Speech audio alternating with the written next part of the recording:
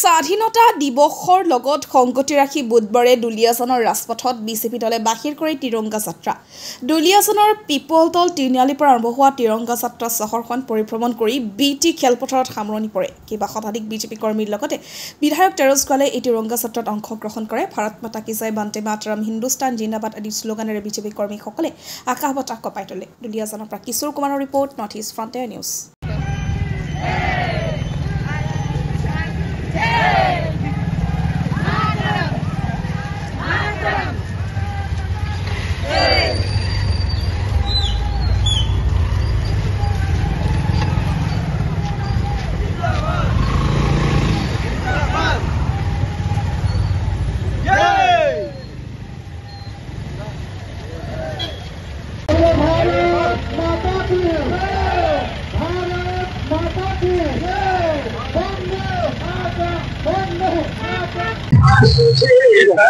অহা 15 তাৰিখে ৰাষ্ট্ৰীয় আমি স্বাধীনতা দিৱস উলহ-মালহে পালন কৰিম।